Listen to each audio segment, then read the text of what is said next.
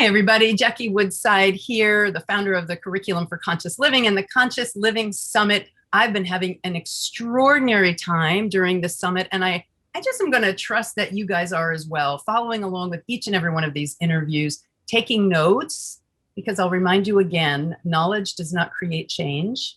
Knowledge applied to your life creates transformation, and that's what we're all about. So today it is just my honor and privilege to introduce to you just an icon in this field of conscious living, consciousness, awakening, professional or self-development work. Dr. John Demartini has been in this field, and I don't get to say this often, longer than I have. Yes, 49 years. He has been at the forefront of teaching and conscious evolution. In fact, I would go so far to say that our community, our culture has evolved into this awakening period partially because of the work of Dr. John Demartini. So Dr. Demartini, thank you for being with us today. Give me a moment to say hello. Thank you. Thank you.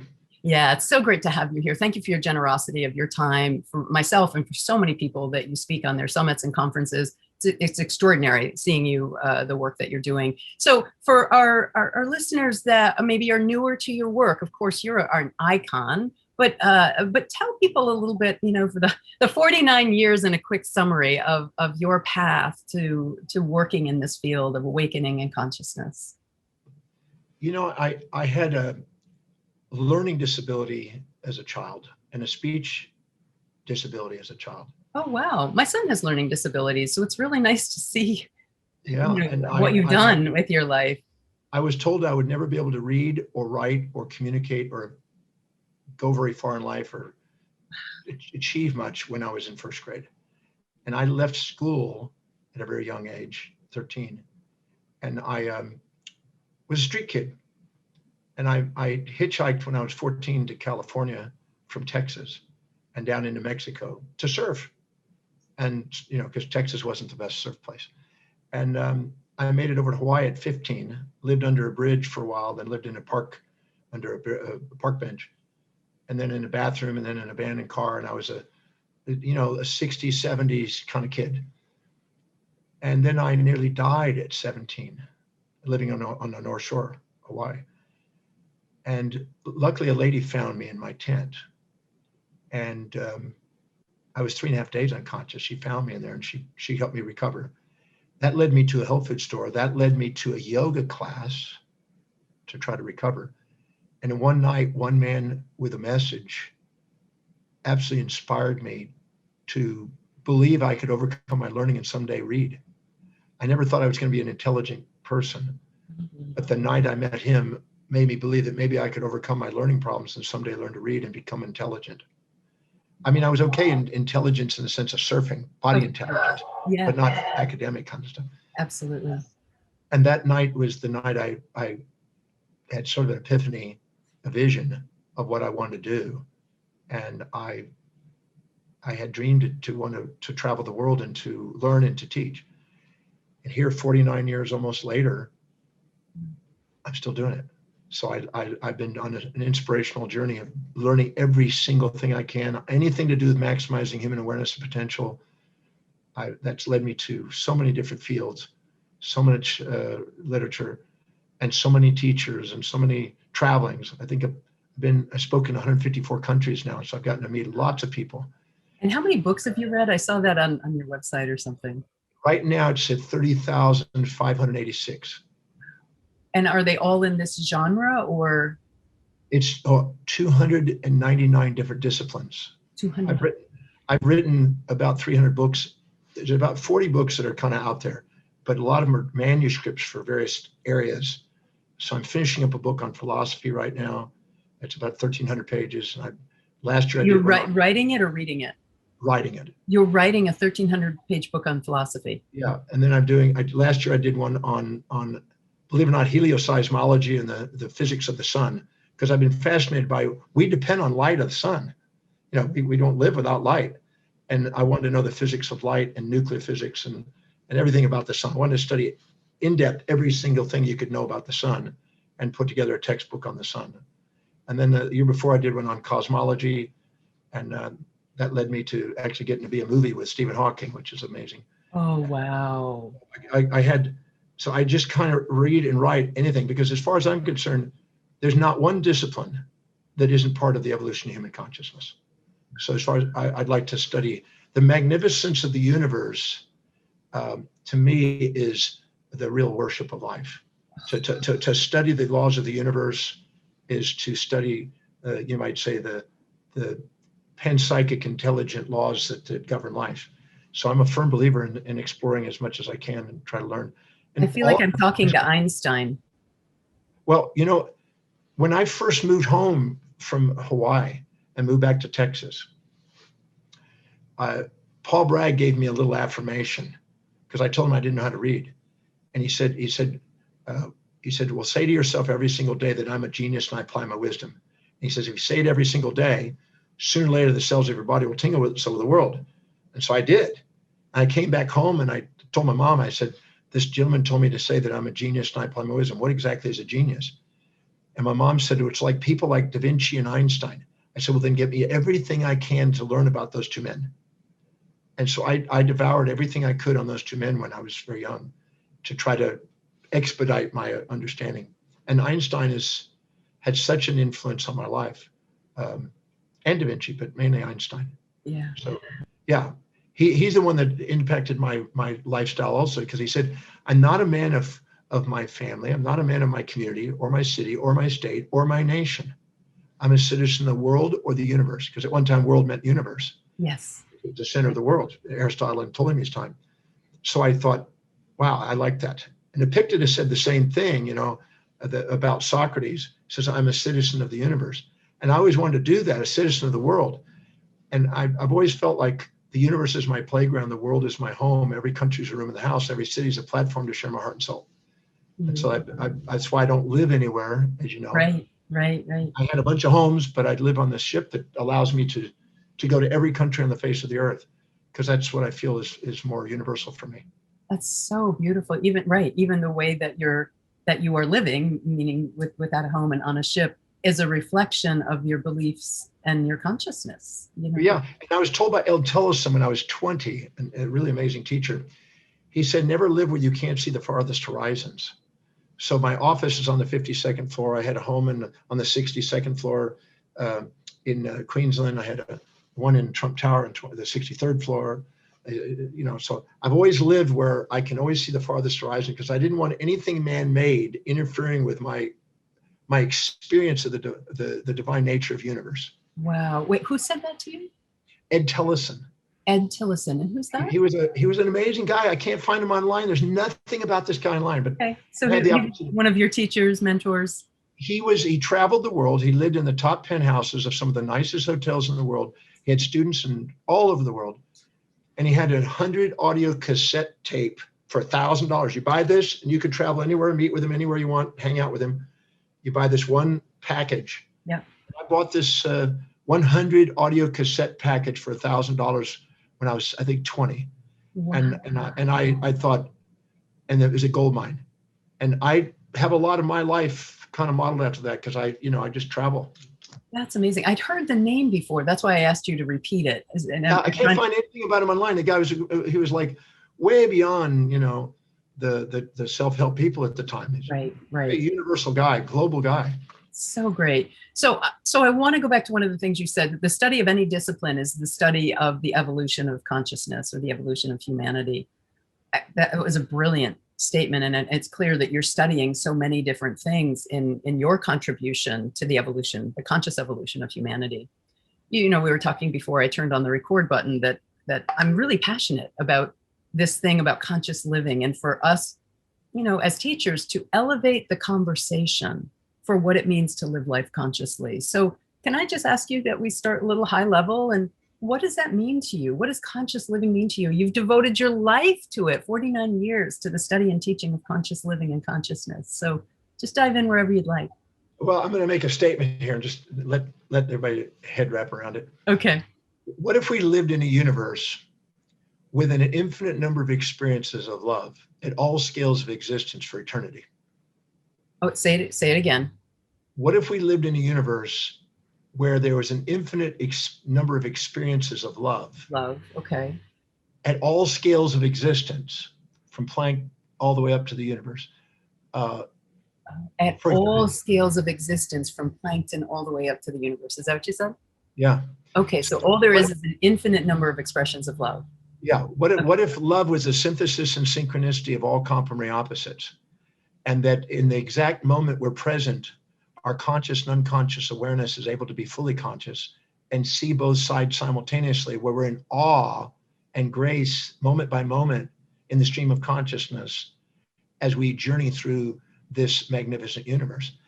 And I think that anything we're too proud or too humble to admit we see outside us, inside us, keeps us from being intimately in love with our moment.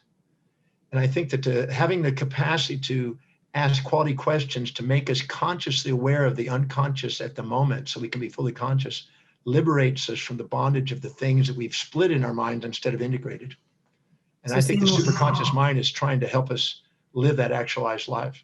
So say more, oh gosh, you're saying so much. So say more about that, the split between, did you say the conscious and the, yeah. Let's say we meet somebody. Okay. And we are conscious of the things that support our values, which we then label positive. And we're unconscious of the things that challenge our values that we label negative. And therefore we activate, an impulse towards for our nucleus accumbens in our amygdala, and we seek it because we see all positives more than negatives. And now what we do is we're infatuated with it, and we're not conscious of the downsides. And let's say that's Michael Douglas and that's Glenn Close. Yeah, yeah. And then we find out day, a week, a month, a year, 5 years later, that now we're becoming conscious of the downsides, the things that challenge our values. And we eventually come into equilibrium. And we have now the wisdom of the ages with the aging process because of the entropy that occurs from misinformation, because entropy is missing information, the unconscious. So the second we see both sides, we then are poised and we're not attracted or repelled, we're present. And in that moment, we now are mindful of that thing that we thought we were infatuated with, that we now can be present with and love. And the same thing in reverse, we could be resentful to something. Okay. We could be conscious of the downside and unconscious of the upsides and split our consciousness into conscious and unconscious halves. We could store that in our subconscious mind and let it run our lives, or we can become aware intuitively to the upsides and eventually bring it into love. But why wait for the wisdom of the age of the aging process? We can have it right now by asking quality questions to make us fully conscious of both sides now and be present. Now, the moment we are infatuated, we minimize ourselves, and that's not our authentic self. The moment we resent somebody, we exaggerate ourselves, and that's not ourself. But the moment we see both sides and we level the playing field, we have reflective consciousness, and we're now having true intimacy. Intimacy is that what we see in the world around us is us, and now we're fully conscious. In the process of doing that, we have mindful, full conscious awareness, which can only bring reality of grace, inspiration, entheos, the God within, you might say, yeah. Certainty, because there's no wavering now, presence, and that's conscious living. When you're fully aware that no matter what you have out there is a reflection of what you have in here. And that occurs at all scales. So the study of all the disciplines are the study of all the wavelengths of existence. So if you look, subatomic physics, in subatomic physics and nuclear physics are at certain nanometer wavelengths. But then you go into atoms, and then you study chemistry, then you study biochemistry and molecular chemistry and genetics and physiology, cell physiology. Each of those are different wavelengths of study on the scale of existence. And so each of those could be reflective in our awareness, and anything at any scale of existence that we don't see both sides to synchronously, that we don't love, that we judge, keeps us from being consciously living. So great. You said something just a couple of minutes ago that when you learn to ask quality questions, it helps you to see both sides. So yes. You're conscious of the upside of something that you value and label as good. You're unconscious of the downsides of that thing. You're conscious of the difficulties that violate your values or your desires. And you said ask quality questions to see both sides. Yeah. So say more about that. What kinds of quality questions help you see both sides, help you stay conscious, and can help our listeners? I developed what I call the Demartini method, which is a series of questions for that purpose. So It's a formalized mathematical structure to follow to guarantee an accountable state of grace. So what it is if you, let's say you meet somebody and you have this response of resistance, resentment. Yep. So you go, I ask them a simple question. So what specific trait, action, or inaction do you perceive this individual, not person, because that's a mask, individual, undivided individual, this individual displaying or demonstrating that you despise most? So it precisely narrows it down to 3 words or 4 words. That's it. Give us an example. Give us an example. Let's say verbal criticism. Okay. They're verbally criticizing, or they're evading an answer, or they're not wanting to call me back or something, whatever it may be. Yep. Now, once you identify that, now you ask this next question. Go to a moment to yourself. Go to a moment where and when you perceive yourself displaying or demonstrating that same or similar specific trait, action, or inaction that you admire, despise most. And then you identify where you did it, when you did it, who you did it to, and who perceived you, the receiver and perceiver, to get an episodic activation in the cortex to change the facilitation inhibition systems on that nerve. And a series of nerves, the second you answer that question, you go to the next moment, where you've done that. And you do that until quantitatively and qualitatively, you can see that you've done that 100% to the same degree you see in them. And the moment you have integrity to hold yourself accountable, to realize that the only reason you resent them is because it's reminding you of a part of you that you're judging in the past, that you're ashamed of, that you haven't brought to the surface and seen the benefits to, you're projecting onto them. And you're only resenting them because they're reminding you of what you don't love in you. So it's forcing you to go back and be accountable to see that. And then once we own that, we then go into the next question. Okay, go to the moment where and when you perceive this individual displaying or demonstrating that specific trait, action, inaction. You're there in that moment of perception, which is where the conscious and unconscious split. In the moment of perception, at that moment, what was the benefit to you, the advantage to you, the upside to you from that moment and cascading forward to this present moment? And you're now having to be accountable to look at the upside, because there are no positive or negative events out there. There's just events. We, with our subjective biases, have created this drama because it's reminding of us something that's making us have to dodge our addiction to our pride and face our stuff we're feeling ashamed about. So the moment we go in there and find the benefits, if the benefits equal the drawback, you have to be accountable until they balance. Tears of gratitude pop out of your eyes because you realize that thing over there that you resented is your teacher. It's teaching you how to be intimate and love yourself.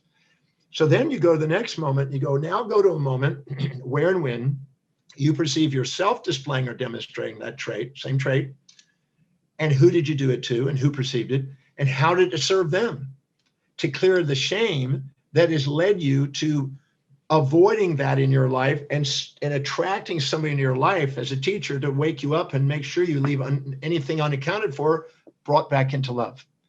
And so then you're now go and find out how it served those people. When you see how it served those people, you clear the shame and you clear the reaction you have to people around you. And you realize no matter what they do, it's part of me. That's the realization. Then you go to the next question and you ask, okay, now go to the moment where and when this individual displayed it. Who did they display it to? Only you? Great. Now go to a moment when they display the opposite to you, because otherwise you're going to have a label on them and you're going to subjectively skew that into thinking they're always that way. They're always that way. Yeah. They're not that way. They're a human being. So I went in there and by finding where they do the opposite trait and balancing that, the label pops. And then you get to realize that they're a human being with a set of values. If you support their values, they're one way. If you challenge their values, they go another. And they're just a human being responding to the environment based on their values. And if you want to know who they are, get to know what their real highest values are. And that's what you can expect. And if you ever expect somebody to live outside their highest values, you're setting yourself up for betrayal, because they live by their values, not yours. Right. Yeah. Then you go one step further and you go to a moment where and when they displayed the trait, action or inaction. And in that moment, where was that? When was that? What exactly was it? What's the context? Who are they doing it to? And at that moment, who's doing the opposite? Because you'll find out that I wrote a book when I was 23 on perceptual illusions and how they affected physiology. And one thing I learned at that time, that there's no such thing as a perception that's one-sided. There's a perception that's contrasted. You can't walk into the King's Chamber of Giza, which is perfectly black, and perceive anything with your eyes. Or perfect whiteout in a snow whiteout, can't perceive anything. You have to have contrast for perception. All of our senses are dealing with judgment and contrast. Yes. So at that moment, you couldn't have judged that without having a perception of its opposite. So now what and who is doing that opposite at that moment, and make them fully aware that both are going on. And the moment that they see both sides, there's a synthesis and a synchronicity of opposites, which I define as love, and tears of gratitude come out. And then they realize that there was nothing there to judge in the first place. It was an illusion. Now, if you go to the next step, go to the moment where and when they did this trade. And if they had done the opposite trade, the thing that you fantasized about how it should have been, could have been, would have been, what would have been the drawback to you? Because if you don't crack your fantasy about how life is supposed to be, you won't appreciate what's life. Oh, that's great. By finishing just the first 7 of an 80 set question system, that's the first 7. By the time you're done, you're sitting there with tears of gratitude. You're poised, you're present, and you realize with accountability that you just scientifically brought yourself into a state of grace and awe, and you're now intimate with whatever experience you have. And then that's conscious living. That's extraordinary. Thank you so much. So there's so much to dive into here. I want to follow up.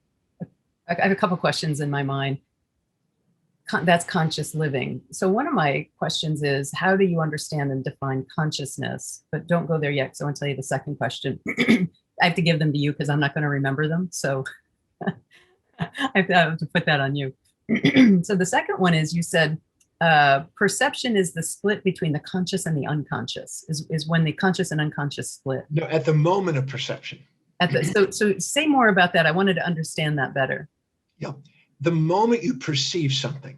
Okay. We have what is called receptor sites. Okay. Photoreceptors, audio receptors. So that it's on the eye. When you're saying perceive, do you mean physically see something, or make an interpretation in your mind about something? Okay. We have receptors. Okay. Those are stimulated by photons or audio signals from molecules rattling, etc.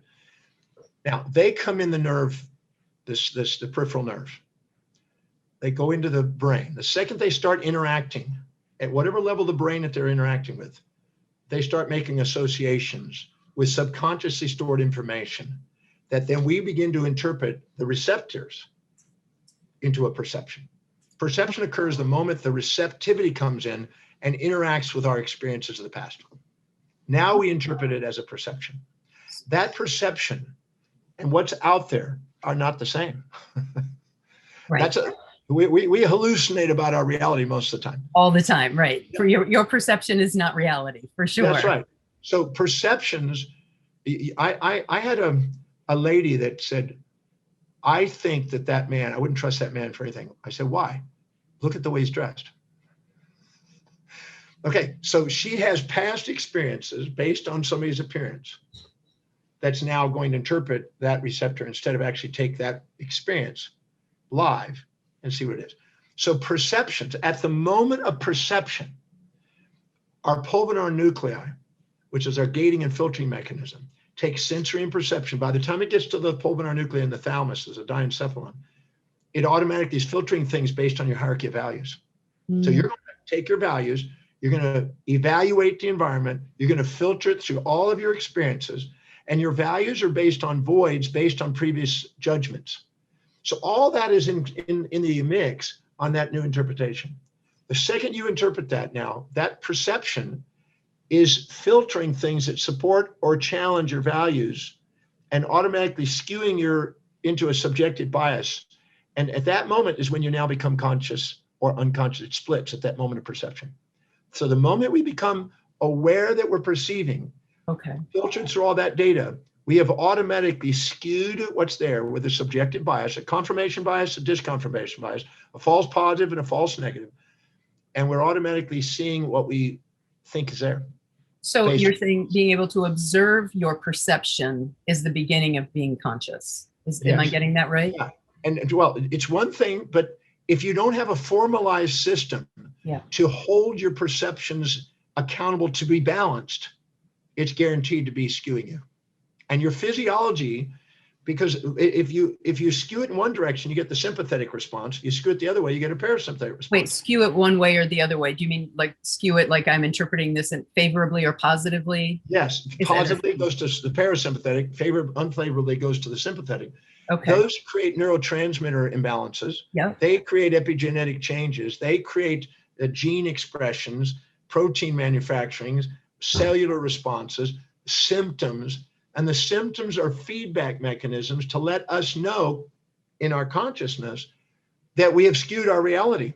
The symptoms of our body are nothing more than feedback systems to guide us back to authenticity, where we see both sides synchronously. Wow. So I want to just get this live in an example here. Can we dive in and make this real for our listeners? So I'm having a perception, and my perception is this guy is brilliant. Okay. So that's my perception. Someone else who maybe isn't scientifically minded, somebody who just doesn't really think much about consciousness or conscious living, listening to you might think, God, this guy is like off the charts. This is so boring. Who would want to think about this stuff? Right? So neither would be true or not true. It would just be perception. I mean, I think mine is more true. I think you are brilliant. And I'm going to get attached to that perception. So is that what you're saying, that and now because I'm perceiving you through the lens of, my God, he's brilliant, rather than through the lens of, oh God, he's boring, I'm engaging with you in a particular way. So my experience is being generated not by you, the outside person, but by me. Yes. And if I am saying something that supports your values, you'll tend to have that interpretation. If I'm doing something that challenges your values, you'll have the other interpretation. It's right. So I value intelligence and consciousness and science. I love the intersection of science and spirituality. So that's validating my value system. Yeah, because I personally think that many times people have gotten so esoteric that they've not grounded themselves in how it works. And I think there's a beautiful way of actually making the esoteric. I set out when I was a teenager, when I first started on the journey, to take science and religion and show that they're not separate. Right. I love that. That's me too. My work. Not separate. I've spent many thousands of hours showing that that's not the separation. How can truth be separated that way? Right. Truth can't be separated from itself. Pseudoscience, esoteric science, and pseudo-religion tend to separate. And that's because of anthropomorphisms and the moral hypocrisies of those anthropomorphisms. Yeah. But the true essence of and distilled is quite profound. And there is a magnificence of the scientific and the esoteric, or not the esoteric, but the mystical, you might say. Yeah. There is a way of putting those together beautifully. I've spent many years doing that. So how do our listeners begin doing that? So you spent many years doing that. Break it down, make it practical. Well, anytime the simplicity, the very simplest way to do it, your brain automatically does it. So let me just say it this way. Yeah. Every human being has a set of priorities, a set of values that they live their life by. Yes. Whatever's highest on their list of values, they are spontaneously inspired to act upon. And as you progressively go down to lower values, you require more extrinsic motivation to get you to do them. So something low on your values, you need motivation. Yeah. But motivation is a symptom, never a solution for humanity. But motivation is a symptom, never a solution for humanity, right? Yeah. I say motivation is nice when it's present, but it's not necessary. No, it's a sign that you need something outside you to get you to do something. It's a punishment reward mentality. But when you're doing something spontaneously inspiring, you're not doing it for punishment or reward. You're doing it because it's an innate expression of your being. And that highest value, the telos, as Aristotle called it, is the secret to the epistemology, where we know most, our teleology, where it's our purpose, our ontology, which is the essence of our being. And in that pathway of highest priority, if we fill our day with the highest priority action, it doesn't fill up with low priority distractions. If we live by that one thing, as Gary Keller says, that one focus that we want to master our lives on. If we live by that, our identity is mastered and we're most objective and we have the least amount of judgment and subjective skewing bias. And we don't have all the noise in the brain. We're fully actualized. And that is the simplest way of living a conscious living life that I know, by living truly by priority. So, right. So what you're saying is living, that one thing is live your highest value. Yes. And delegate everything else. Whenever you're doing your highest value, your self-worth goes up. Your space and time horizons. Whenever you're living your highest value, your self-worth goes up. Yeah. And your space and time horizons expand. Your objectivity. Why? Because the blood glucose and oxygen goes into the forebrain, into the medial prefrontal cortex, into the telencephalon, where you have inspired vision, strategic planning, executing plans, and self-governance, where you master your life. You're not victim of history, you're master of destiny. And you live by design, not duty, not subordinating to outside influences in the crowd, but being authentic as an individual, undivided being. In that place, that undivided being is where you have the conscious and unconscious joined. So you don't have to worry about those other things. All of the things that create the judgments in our life are signs and symptoms that we're not living authentically according to what we value most. We're not living by our highest values, because our highest value is our identity for our value. That's what our identity revolves around. So if we live that way, my case, my highest value is teaching. If I just do what I hear to do and stick to that, I delegate everything else away. Right. I haven't driven a car in 30 plus years. I haven't cooked since I was 24. I don't do anything other than teach, research, and write. Wow. Hold the bus. I don't do anything other than teach, research, and write. That's extraordinary. So I don't waste my time on low priority things, because every time you do lower valued things, you devalue yourself and distract yourself to create symptoms in your life to let you know that's not you, buddy. Be your true self. Wow. So hold up. But I mean, you do stuff for fun. You just had a new grandbaby. Congratulations. So you'll spend time holding the grandbaby and visiting your family and sure. Right. So. But I'm right now. My baby was delivered 35, 40 minutes ago, but I'm right here with you teaching on it. Yes, you are. Thank you for keeping your word. I appreciate that. So you in this moment, this is a great example, right? So you just had a grandbaby. You could be like, oh, Jackie, I know we had our commitment today. We're going to have to reschedule. You could have done that, but this is such a perfect example, John. I love it. You're saying, yes, my daughter, it was your daughter, right? That had the baby. My daughter had my grandbaby. I'm excited about that. And I was waiting to see, what was going to happen. And I have this appointment with Jackie to talk about conscious living. What's my highest priority? Now, a lot of people be like, oh, no, Dr. Demartini didn't go to see his daughter when the baby was born, right? Can I share something? Listen, I learned a long time ago, this is way back, that everybody has a unique set of values. And everybody's going to show you love through their own values. And they're going to project those values onto you. And imagine if you try to live through 8 billion people's values. You'd lose yourself. So it's not that I don't care about every individual. It's just that I learned a long time ago, thank you, but no thank you. I just think it's brilliant. I know who I am. I know what I'm here for. And if you live authentically, you'll exemplify it. Einstein said the greatest teacher is exemplification. So if you're going to be a teacher, you want to exemplify a self-actualized life. And the self-actualized life is not subordinating to everybody's emotional blackmails and shoulds and got tos and projections because of their own wounds. You're here to live your life to the fullest. And what's amazing is, to the degree that you do, there's greater respect, there's greater opportunity, and you show them how to live their life. I just love what you're saying. So can you address for a little bit for people who maybe, don't have the financial wherewithal to outsource their grocery shopping and their laundry and the cooking of the meals, make this. That's why they don't. People think that when I can get extra money, then I can do that. No, you do that. That's when you get extra money, because then you can put your focus on what you're masterful at. That allows you to maximize your contribution. We're designed with a sensory cortex and a motor cortex to serve people with our motor cortex and be rewarded in our sensory cortex, and to have those not skewed one way or the other, not narcissistically or altruistically, but to have sustainable, fair exchange with equanimity within ourselves and equity between ourselves and other people. And the moment we find that equity between ourselves and others and do something that serves ever greater numbers of people and solve problems that inspire us to solve, which is what our highest value is, we are most remunerated. Financial independence is an absolute essential component of an expression of mastery. And it's automatic the second you live authentically. But most people do is I would say, people come up to me and say, what? Say that again?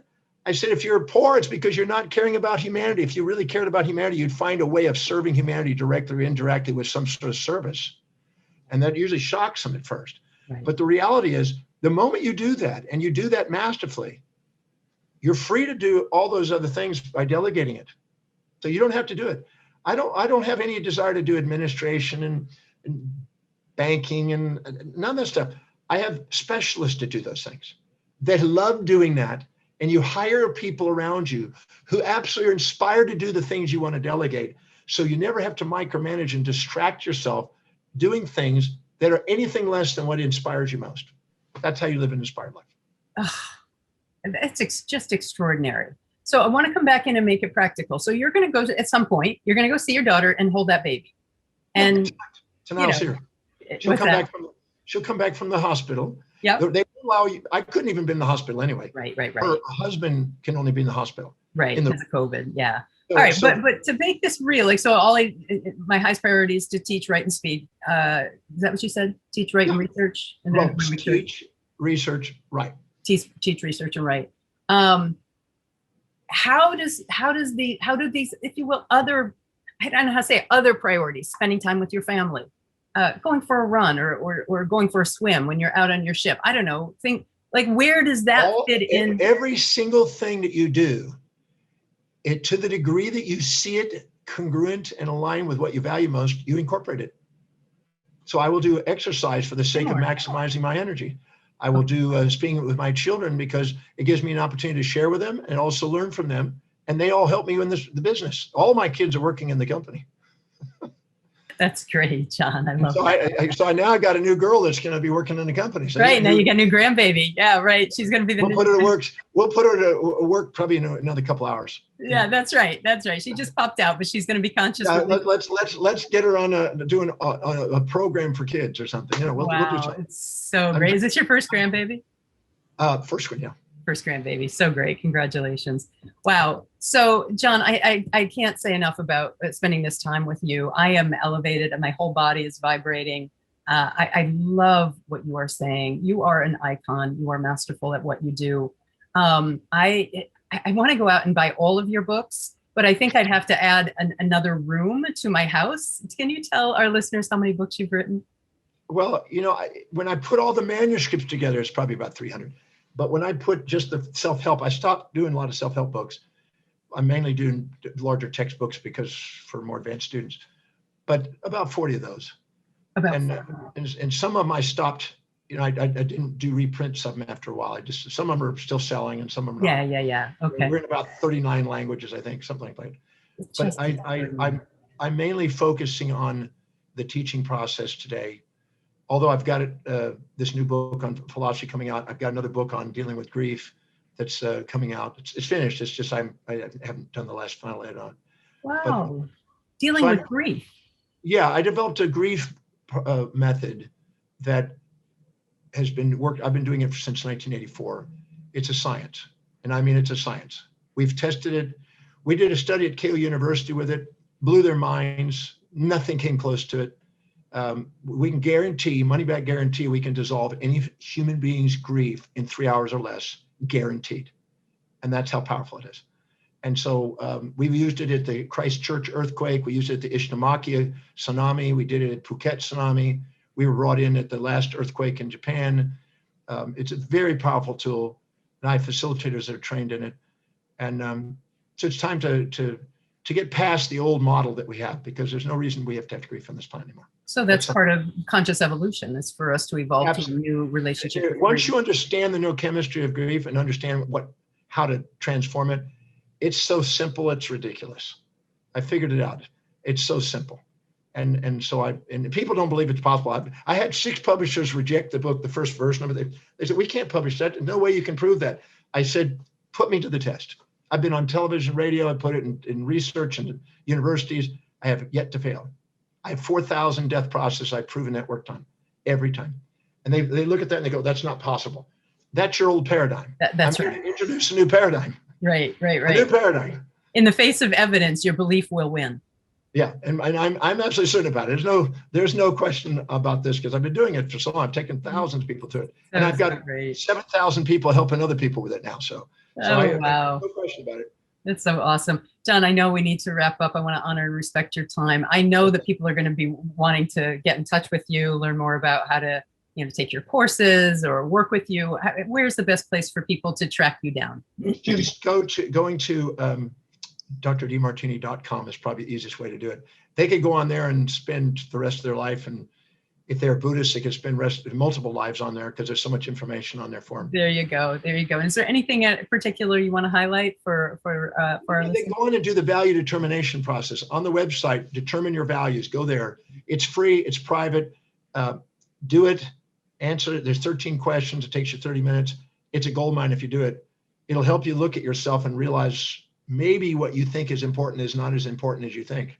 So and it's worth taking the time to do. It'll be an eye opener. So great. Because if you're not setting goals and living by priority, you're going to hold yourself back in life. Absolutely. Yeah. This conversation has changed me. One of my chronic complaints has been not having a personal assistant, not a business assistant, but somebody to just manage, the house, the errands, the whatnot in life. And you've changed me. So that would be. I learned a long time ago. I found out from my girlfriend, because my wife passed away a number of years ago, and I had a girlfriend. I said, listen, if I was to delegate lovemaking to Brad Pitt or Hugh Jackman or Gerard Butler, thing like that, would you still love me? And you know what? They said, we'd love you even more.